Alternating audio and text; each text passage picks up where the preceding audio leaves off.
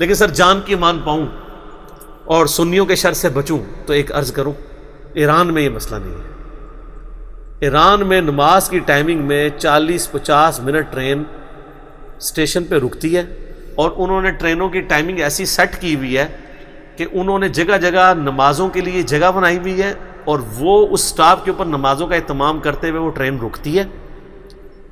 جو لوگ، میں آج کی بات نہیں آپ کر رہا، 92 میں ہمارے محلے میں ایک ہمارے یعنی جاننے والے تھے، یعنی ہم ان کو بھائی جان کہتے تھے، ہم سے عمر میں وہ آلموسٹ آج کل کینیڈا میں سیٹل ہیں، 15-20 سال بڑے ہوں گے۔ تو 92 میں وہ ایران گئے تھے، تو انہوں نے، حالانکہ وہ دعوت اسلامی میں تھے، گرین پگڑی باندھتے تھے، انہوں نے کہا یار ایران میں نے یہ چیز آبزرو کی ہے، 92 آج ہے 2019 17 نومبر، کہتے ہیں جی نماز آتی ہے، وہ ٹرین رکتی ہی نماز کی ٹائمنگ میں، کہتے ہیں میں حیران ہوا کہ 1-2 بندے نہیں نماز کے لیے اترے، پوری ٹرین ہی خالی ہوگی، کہتے ہیں میں سمجھا آخری اسٹیشن آ گیا، اور کہہ رہے ہیں عورتیں بھی اتر رہی ہیں، وہ اپنی سائڈ پہ جا رہی ہیں، مرد۔ میں نے ان کو کہا کیا ہوا؟ ان کا جی نماز کا ٹائم ہے، بڑے بڑے پریئر ہالز، وضو خانے، استنجا خانے بنے ہوئے ہیں، تسلی سے انہوں نے نماز پڑھی، 35-40 منٹ ٹرین رکی، پھر ٹرین میں آ کے لوگ بیٹھے، پھر ٹرین چلی۔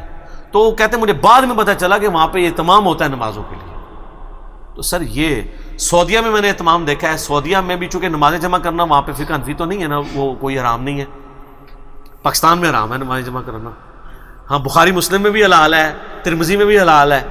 کیونکہ کتابوں کا دین اور ہے اور بابوں کا دین اور۔ تو ہم نے حرمین کافی دفعہ حاضری نصیب ہوئی ہے، تو وہ ڈرائیور اناؤنسمنٹ کر دیتے ہیں، ہم وہاں سے چلے 12:30 بجے مدینہ شریف کے لیے، تو اس نے کہا بھی میں نے اب راستے میں نماز کے لیے کوئی نہیں گاڑی روکنی، زور اثر جمع کریں۔ اچھا، پھر راستے میں اس نے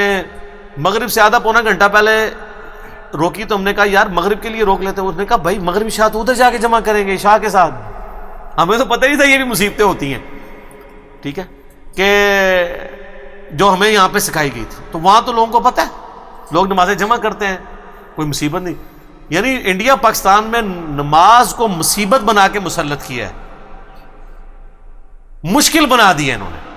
اس کی وجہ سے اس قسم کے سوالات آتے ہیں جی ادھر ہو جائے تو کیا ہو جائیں گے۔ تو ابھی بہرحال ایک بندے نے جرت کی ہے، غلام سعود سعیدی صاحب نے، غلام سعود سعیدی صاحب نے فقہ حنفی کے اس مسئلے سے اختلاف کیا ہے، انہوں نے شرح صحیح مسلم میں لکھا ہے کہ یہ جو لوگ ٹرین کو اونٹ کے اوپر قیاس کر رہے ہیں اور یہ کہہ رہے ہیں کہ چلتی ٹرین میں نماز نہیں ہوتی ہے، تو میں انہیں کہوں گا کہ ٹرین کو اونٹ پہ نہیں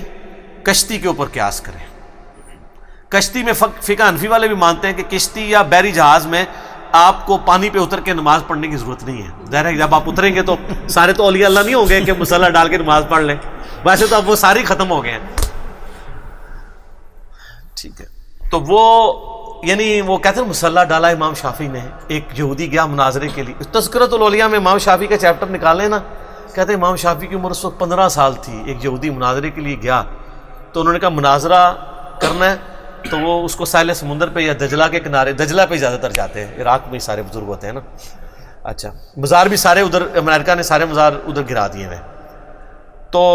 وہ کہتے ہیں ان دریائے دجلہ کے کنارے انہوں نے جناب اپنا مسلح پانی پہ ڈالا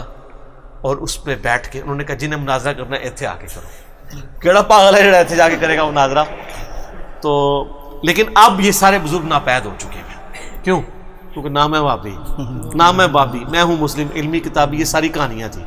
اب کہانیاں پکڑی جائیں گی۔ میں کہتا ہوں نہیں یہ واقعہ اب کوئی کر دے، پوری یورپین دنیا امریکن سارے کلمہ پڑھ لیں، ٹھیک ہے، وہ کہیں ہم نے اتنی مصیبت جو اتنی کھڑی کی ہوئی ہے بحری جہازوں والی ختم ہی ہو جائے۔ اچھا، تو وہ فقہ حنفی مسئلہ ہے کہ کشتی سے آپ اتر کے چونکہ سمندر یا پانی میں نماز تو نہیں پڑھ سکتے، لہٰذا کشتی میں نماز زمین کے ایکویلنٹ تصور کی جائے گی، صرف قبلہ رخ کا اہتمام کر لیا جائے۔ تو غلام سعود سعیدی صاحب نے کہا ہے کہ ٹرین بھی چونکہ ہمارے اختیار میں نہیں ہوتی، اس کا ڈرائیور ہم پہ ڈیپینڈنٹ نہیں ہوتا، ہم کار ہو تو روک لینا، لیکن ٹرین جو ہے وہ تو چل رہی ہے گورنمنٹ کی ٹائمنگ کے اوپر، ویسے تو گورنمنٹ کا کام ہے کرے، لیکن ٹرین بعض کا سیکیورٹی کی وجہ سے بھی نہیں روکتے، کسی بیابان جگہ پہ روک لیں تو ہوتا ہے مسلمان اسلامی بھائی وہاں پہ چڑھ دیں اور اسلامی بہنوں کا زیور اتروا لیں اور اسلامی بھائیوں کے وہ موبائل چھین لیں، ٹھیک ہے، اسٹریٹ کرائم بھی تو عام ہے، تو اس لیے بھی رسک نہیں لیا جاتا۔ تو انہوں نے کہا چونکہ اب ٹرین کا مسئلہ جو ہے اس کو آپ پھر اونٹ پہ یا گھوڑے پہ یا خچر پہ قیاس نہیں کریں گے، بلکہ اس کو آپ قیاس کریں گے کشتی کے اوپر۔ تو جب کشتی میں قیاس کریں گے تو صرف استقبال قبلہ کا اہتمام کرنا ہوگا، ٹرین سے اترنا ضروری نہیں ہے۔ تو میں نے الحمدللہ پچھلے آلموسٹ 25 سال سے ٹرین کا سفر کر رہا ہوں۔ جن زمانوں میں نماز جمع کرنے کا قائل بھی نہیں تھا، اس زمانے میں میری کبھی کوئی نماز قضا نہیں ہوئی ہے۔ ہم ٹرین میں اہتمام کر کے قبلہ رخ کھڑے ہو کے چادر اپنے پاس رکھتے تھے سفر میں، ایک سفر میں چادر بھی ہونی چاہیے نا۔ لیکن یہ ٹرین کی گدی یا برتھ کے اوپر آپ نماز نہیں پڑھیں گے، اس میں ماتھا نہیں جمتا، سجدہ نہیں ہوتا زمین پہ۔ اور زمین کا آپ کو ناپاک ہونے کا یقین جب تک نہیں ہے وہ پاک ہے، پاک ہونے کا یقین ضروری نہیں ہے، ناپاک ہونے کا یقین، یہاں آپ کو بینیفٹ آف ڈاؤٹ ہے۔ اگر آپ کو یہ کنفرم نہیں ہے کہ یہ ناپاک ہے تو وہ پاک ہے، یہ کنفرم کرنا ضروری نہیں ہے کہ یہ پاک ہے۔ وہ تو آپ پوری دنیا میں آپ کہہ سکتے ہیں، آپ تو مسجد میں بھی کہہ سکتے ہیں حوصلہ راتی بلی کر گئی ہوئے، تو گارنٹی دے سکتا ہے؟ یا وہ کہ نہیں راتی کیتا ہوتا تھے بو آ رہی ہوتی حوصلہ ہفتہ پہلے کر گئی ہوئے بلی، پھر اس کا کوئی اینڈ نہیں ہے۔ صرف اس لیے شریعت نے پھر دوسری اینڈ پہ، اسی لیے آپ دیکھیں ابو داؤد میں حدیث ہے کہ شک سے وضو نہیں ٹوٹے گا جب تک آپ کو یقین نہ ہو۔ شک سے تو پھر آپ مصیبت میں ڈال جائیں گے، اور یقین جو ہے وہ آپ کو اگر ہے وضو ٹوٹنے کا، پھر آپ کو نہ تو اس کی بدبو آنا نہ آواز آنا ضروری ہے۔ آپ کو پتہ چل گیا کہ وہ خارج ہو گئی ہے، تو اب یہ نہیں ہے کہ وہ جو ایک حدیث کا وہ مطلب لیتے ہیں کہ جب تک بو نہ آئے، وہ اس کانٹیکسٹ میں ہے۔ وہ اکثر اہل حدیث کا مذاق بھی اڑا رہے، صحیح مذاق اڑا رہے ہوتے ہیں جب اہل حدیث فقہ حدیث کی فالو نہیں کر رہے ہیں۔ تو اسی لیے میں کئی بار اہل حدیث مدرسوں میں دیکھا ہے چھوٹے بچے ہیں تو وہ بدبو پھیلا رہے ہوتے ہیں، وضو بھی نہیں کرتے، ان کو مطلب شاید ان کو اپنی بدبو نہیں آ رہی ہوتی یا آواز نہیں آ رہی ہوتی، وہ سمجھتے ہیں ہمارا وضو نہیں ٹوٹا۔ بدبو آنا یا آواز آنا ضروری نہیں ہے۔ آپ کو خود پتہ چل گیا، ہاں خود نہیں پتہ چلا، بدبو بھی نہیں آواز بھی نہیں، تو آپ تو ظاہر ہے بھی شک کے اوپر آپ وضو نہیں ٹوٹا ہوا شمار کریں گے۔ اور اس لیے بھی کہا گیا کہ بعض کا صرف پیٹ میں گڑبڑ ہوتی ہے، اس کی ڈیٹیل ابو داؤد میں، اندر آوازیں آ رہی ہوتی ہیں لیکن ہوا نہیں خارج ہوتی، تو اس آواز آنے سے وضو نہیں ٹوٹے گا جب تک کہ بدبو نہ آئے۔ اور اس طرح جب پیٹ میں گڑبڑ ہو رہی ہوتی ہے نا، اس سے جب ہوا خارج ہوتی ہے تو وہ بدبو والی ہوتی ہے، کیونکہ پیٹ میں وہ تعفن ہوتا ہے۔ تو یہ ساری حدیثوں کو جوڑیں تو آپ کو فقہ الحدیث پتہ چلے گا۔ اسی لیے بخاری مسلم میں حدیث ہے، اللہ تعالیٰ جس کے ساتھ بھلائی کا ارادہ فرماتا ہے اس کو دین کی